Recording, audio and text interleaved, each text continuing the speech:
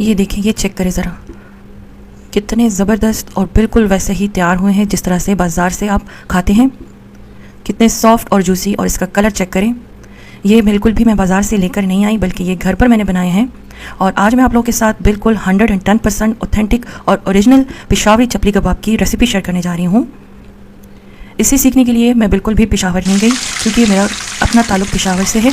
और being a Pukhtun, आज मैं आप लोगों के साथ ये चपली कबाब की बिल्कुल 100% ओरिजिनल और ऑथेंटिक रेसिपी शेयर करूँगी। और ये चपली कबाब बनाकर आप बिल्कुल भी बाज़ार से कबाब लाना भूल जाएंगे। ये देखें कितने सॉफ्ट और जूसी बने हैं, बिल्कुल वैसे ही जिस तरह से आप बाज़ार में पठान की दुकान पर खाते हैं। तो पठानों के स्टाइल में आज मैं आप लोगों के साथ ये रेसिपी शेयर करने जा रही हूँ। तो चलिए ज़बरदस्त टेस्टी और डिलीशियस रेसिपी को बनाना शुरू करते हैं। रेसिपी को एंड तक वॉच कीजिएगा और टिप्स को ज़रूर फॉलो कीजिएगा। तो सबसे पहली टिप क्या है, चलिए शुरू करते हैं। सबसे पहली टिप यह है कि आपने जो कीमा लेना है उसमें फैट कंटेंट मस्ट होना चाहिए। यहाँ पर 1 किलो मैंने कीमा लिया है, जिसमें 80% बीफ है और 20% मैंने इसमें फ़ैट लिया है। फ़ैट के बगैर कभी भी चपली कबाब नहीं बनते। जो आपको कहते हैं कि आपने फ़ैट के बगैर कीमा लेना है और इस तरह से बिल्कुल लीन मीट आपने लेना है, वो बिल्कुल गलत बोलते हैं। फ़ैट मस्ट होता है इसमें। आपने कम से कम इसमें 20% फ़ैट ज़रूर ऐड करना है। यानी कि अगर आप 800 ग्राम बीफ यूज़ कर रहे हैं लीन मीट, तो उसके साथ आपने कम से कम 200 ग्राम फ़ैट इस तरह से पिसवाना है। चॉपर का यूज़ बिल्कुल भी नहीं करना। कीमे की मशीन में आपने इसको 2 मरतबा इस तरह से गुजारना है और इसका कीमा आपने बनाना है। कीमा आप लेकर आ गए, उसको आपने फ्रिज में रखना है, थोड़ी देर के लिए उसे ठंडा कर लेना है। याद रखें, ये पहला स्टेप है। अच्छी तरह से आपने कीमे को पहले ठंडा करना है, कम से कम 1 घंटा या आधे घंटे के लिए आप उसे फ्रिज में रख दें। इसके बाद आपने करना क्या है कि इसमें आपने हस्बे ज़रूरत और हस्बे जायका नमक ऐड करना है। 1 किलो कीमे में मैं यहाँ पर तकरीबन 1 खाने का चम्मच नमक ऐड कर रही हूँ। और साथ ही हम इसमें ऐड करेंगे आधा table spoon baking soda. Baking powder add नहीं करना, कोई भी और चीज़ ऐड नहीं करनी, सिर्फ बेकिंग सोडा आपने लेना है। और आधा टेबल स्पून आपने इस तरह से, नॉर्मल ये टेबल स्पून मैं आपको दिखा रही हूँ, तो इस तरह से ये नॉर्मल टेबल स्पून आपने लेना है और उसको आधा करके आपने ये बेकिंग सोडा लेना है और ये बेकिंग सोडा आपने इस तरह से इसमें ऐड करना है। इससे क्या होगा कि एक तो कबाब श्रिंक नहीं होंगे, दूसरा आपके जो कबाब है वो बहुत ही जल्दी गल जाएंगे। अब नमक और सोडे को बहुत अच्छी तरह से आपने मीट में मिक्स करना है। बहुत अच्छी तरह से इसको मसल के कम से कम 5 से 10 मिनट आपने इसको इस तरह से मिक्स करना है। ये कबाब का कीमा अब तैयार है। आप चाहे तो इसमें डायरेक्ट आप मिक्सर ऐड कर सकते हैं, जो बाकी चीज़ों का मिक्सर है। चाहे तो आप इसे कुछ देर के लिए फ्रिज में रख के ठंडा कर सकते हैं। तो यहाँ पर देखिए, इस तरह से ये कंसिस्टेंसी होनी चाहिए। ये देखें, अच्छी तरह से मिक्स हो गया है और ये चिपक रहा है हाथों के ऊपर इस तरह से। अब इसके ऊपर मैं प्लास्टिक रैप लगाऊंगी और इसको मैं फ्रिज में रख दूंगी। जब तक कि हम बाकी सारी चीज़ें बनाते हैं तो तब तक ये फ्रिज में पड़ा रहेगा। आधा घंटा 1 घंटे तक आप इसे फ्रिज में रख दें। तो यहाँ पर देखिए, इसको अच्छी तरह से मैंने कवर कर लिया है और अब हम इस कीमे को फ्रिज में रख देंगे। इसके बाद हम प्याज लेंगे।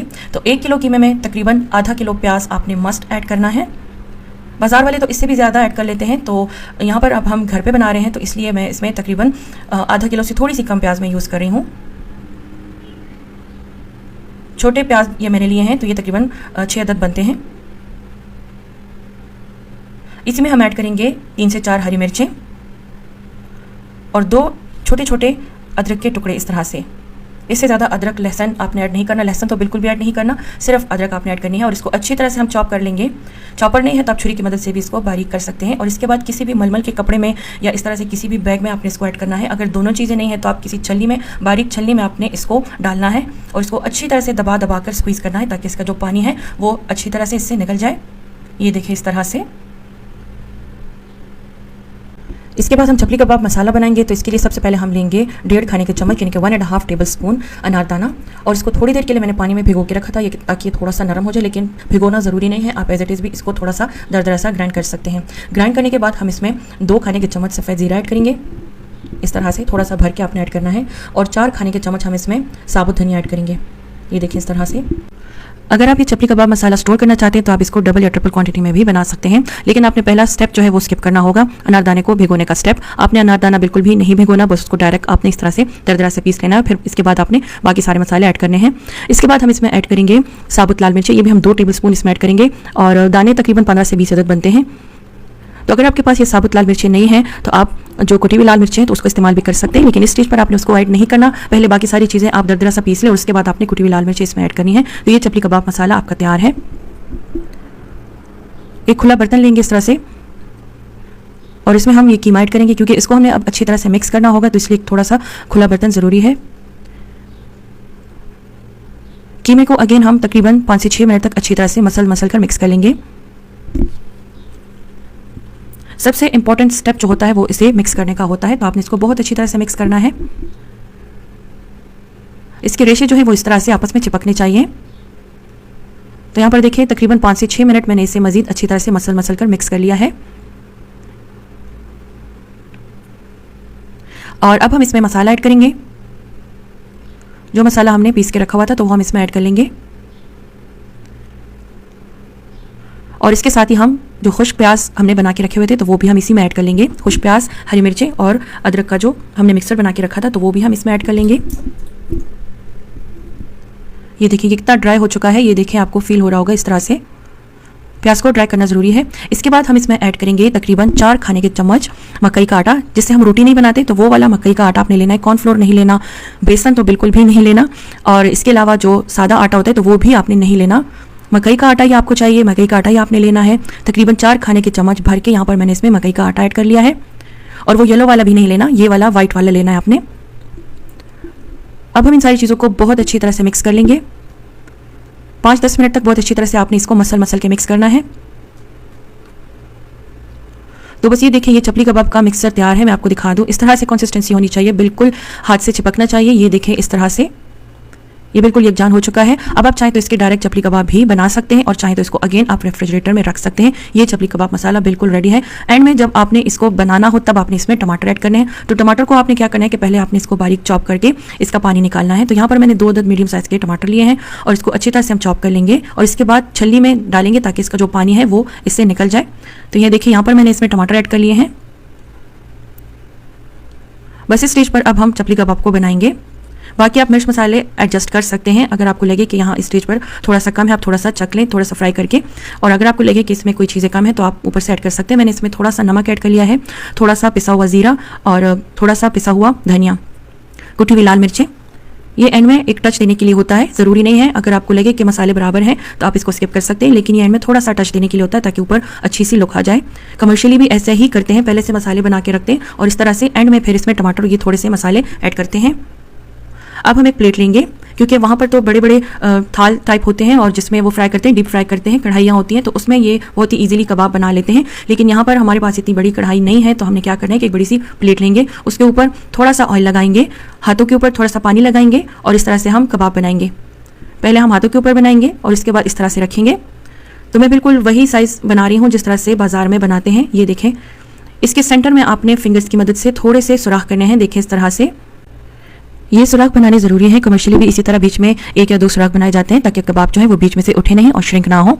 तो ये कबाब हमारा तैयार है। आप चाहें तो इसको इस तरह से डायरेक्ट फ्राई कर सकते हैं, लेकिन मैं थोड़ा सा और ओरिजिनल टच देने के लिए, ओरिजिनल लुक के लिए इसके ऊपर नली लगाऊंगी। तो ये देखिए मेरे पास नली के पीसेस है, ये कच्ची नली है और ये इस तरह से मैंने कट कर दिया है। तो ये छोटे छोटे पीसेस मैं इसके ऊपर लगाऊंगी नली के। ये देखें इस तरह से बहुत ही आसानी से हम इस तरह से कबाब को उठा सकते हैं। ये देखें क्योंकि नीचे मैंने ऑयल लगा लिया था। इसको फ्राई के लिए हमें चाहिए यहाँ पर चर्बी। चर्बी को हमने मीडियम फ्लेम पर बहुत अच्छी तरह से पिघलाना है, क्योंकि इसका हमने घी निकालना है जिसको पश्तो में डल कहते हैं। तो इसको हम डल में पकाते हैं। बेसिकली ये जो है ये ट्रेडिशनल रेसिपी है और ट्रेडिशनली इसी तरह से डल में ही ये पकाया जाता है। तो ये जो है ये हम इस तरह से पहले इसको मेल्ट करेंगे मीडियम फ्लेम पर। ये आहिस्ता आहिस्ता अपना घी छोड़ना शुरू कर देगा। आप चाहें तो आधी चर्बी और आधा ऑयल भी यूज़ कर सकते हैं, ऑयल या घी दोनों मिक्स करके भी यूज़ कर सकते हैं, लेकिन चर्बी का फ्लेवर इसमें ज़रूर होना चाहिए। इससे बहुत ही नरम और जूसी कबाब भी बनते हैं, बहुत ही अच्छा कलर भी आ जाता है और जायके में भी बिल्कुल वैसे ही होते हैं जिस तरह से बाजार से आप लेकर आते हैं। यहाँ पर कबाब को हम फ्राई करेंगे बिल्कुल हाई फ्लेम पर। लो फ्लेम पर अगर आप कबाब को फ्राई करेंगे तो कबाब जो है वो श्रिंक हो जाएंगे, सिकुड़ जाएंगे और सख्त भी हो जाएंगे। तो यहाँ पर देखिए मैं इसको हाई फ्लेम पर इस तरह से डीप फ्राई कर रही हूँ। ये देखें, आप चाहें तो इस तरह से एक तरफ से फ्राइंग पैन को पकड़कर इसको साइड पर कर सकते हैं, जिस तरह से बाजार में पकाते हैं बिल्कुल वैसे ही। ये देखें इस तरह से आपने थोड़ा सा इसको पकड़ना है और एक तरफ से कलर आ जाए तो हम इसकी साइड टर्न कर लेंगे। ये स्टेप ज़रूरी नहीं है, बस थोड़ा सा बाजार जैसा ट्रेडिशनल टच देने के लिए मैंने ये स्टेप किया है। जाहिर सी बात है अगर आप ज़्यादा कबाब बना रहे हो तो फिर इस तरह करना मुश्किल हो जाएगा, तो आप सारे कबाब इस तरह से डीप फ्राई कर सकते हैं। लेकिन अगर आपको 3-4 कबाब बनाने हो, क्योंकि इस तरह से थोड़े से बड़े होते हैं, तो 3-4 कबाब भी फैमिली के लिए काफ़ी होते हैं अगर आपकी फैमिली छोटी हो हमारी तरह। तो बस ये देखिए ये बहुत ही ज़बरदस्त इसका कलर आ गया है। दोनों तरफ से मैंने इसको गोल्डन ब्राउन कर लिया है और ये देखिए मैं आपको नज़दीक से दिखा दूँ। तो ये देखिए मैं आपको इसे नज़दीक से दिखा दूँ फोकस करके। बहुत ही क्रिस्पी और बहुत ही शानदार ये चपली कबाब तैयार हुए हैं और खुशबू तो बिल्कुल वैसे ही आ रही है जैसे कि बाजार से आप लोग लेकर आते हैं। तो यहाँ पर देखिए बगैर नली वाली कबाब जो है ये भी मैंने इस तरह से इसको फ्राई कर लिया है। इसको हाई फ्लेम पर जल्दी जल्दी फ्राई करना है। इसमें हमने बेकिंग सोडा मिलाया होता है तो ये जो कीमा है ये बहुत ही आसानी से आराम से गल चुका होता है। बस इसको आपने सिर्फ फ्राई करना होता है बाहर से क्रिस्पी और अंदर से जूसी रखने के लिए। तो ये देखिए बहुत ही ज़बरदस्त इसका कलर आ चुका है। ये देखें बहुत ही अमेजिंग, बहुत ही लाजवाब ये चपली कबाब तैयार हुए हैं। अब हम इसके साथ एक अंडा फ्राई करेंगे। देखिए इस तरह से, इसके ऊपर आप चाहें तो थोड़ा सा नमक भी डाल सकते हैं, लेकिन बाजार में इस तरह से नमक वगैरह नहीं डाली जाती, बस ऐसे ही इसको फ्राई करके इसको निकाला जाता है। तो ये देखिए ये अंडा भी मैंने फ्राई कर लिया है और इसको भी हम कबाब के साथ इस तरह रखकर सर्व करेंगे। और ये देखिए इसकी लुक चेक करें कितना ज़बरदस्त कलर आया है। और ये देखें ये एक प्लेट हमारी बन गई है। इसको आप हरी चटनी के साथ सर्व कर सकते हैं या दही पुदीने की चटनी के साथ सर्व कर सकते हैं। इमली की चटनी के साथ भी आप इसे सर्व कर सकते हैं। मैंने इमली की चटनी और साथ में दही पुदीने की चटनी मिक्स करके इसके साथ सर्व की है। थोड़े से लेमन स्लाइसेस आप इसके साथ रख सकते हैं और आप चाहें तो थोड़ी सी हरी मिर्ची भी फ्राई करके साथ में रख सकते हैं, टमाटर भी रख सकते हैं। तो ये देखें कितने ज़बरदस्त ओरिजिनल और ऑथेंटिक तरीके से कबाब हमारे तैयार हैं। आप इसकी फाइनल लुक चेक करें, है ना बिल्कुल वैसे ही जिस तरह से बाजार में आपको प्लेट मिलती है चपली कबाब की। और ये देखिए इसकी फाइनल लुक चेक करें और मैं आपको इसे तोड़ के दिखाती हूँ कि ये अंदर से कितने ज़बरदस्त तैयार हुए हैं। ये देखें बहुत ही लाजवाब, बहुत ही अमेजिंग ये चपली कबाब बने हैं। आप इस रेसिपी को एक बार ज़रूर बना के ट्राई कीजिएगा और मैं यकीन से कह सकती हूँ कि इस तरह की रेसिपी आपको पूरे यूट्यूब पर कभी भी कहीं नहीं मिल सकती। आप इस रेसिपी को एक बार ज़रूर बना के ट्राई कीजिएगा और मुझे फीडबैक ज़रूर दीजिएगा कि आपके चपली कबाब कैसे बने हैं। ये चपली कबाब आप घर पर बनाएंगे, साफ़ सुथरे तरीके से बनाएंगे और जायके में बिल्कुल वैसे ही होंगे जिस तरह से आप बाजार से लेकर आते हैं।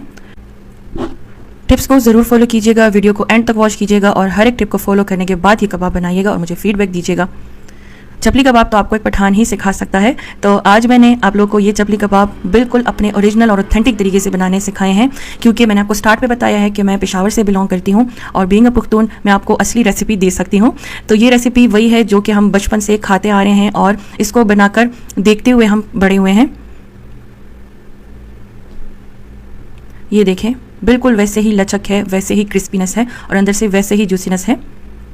तो उम्मीद करती हूँ आज की ज़बरदस्ती रेसिपी आप लोग को जरूर पसंद आएगी। अगर मेरी आज की रेसिपी आप लोग को पसंद आती है तो इसे थम्स अप दीजिएगा और शेयर कीजिएगा अपने फ्रेंड्स एंड फैमिली के साथ। और अगर आपने अभी तक मेरे चैनल को सब्सक्राइब नहीं किया तो मजीद टेस्टी, डिलीशियस और इजी रेसिपी सीखने के लिए मेरे चैनल को जरूर सब्सक्राइब करें। मिलती हूँ नेक्स्ट वीडियो में नेक्स्ट रेसिपी के साथ, तब तक के लिए मुझे इजाज़त दीजिए। दुआओं में याद रखिएगा। Thank you for watching, take care, अल्लाह हाफिज़।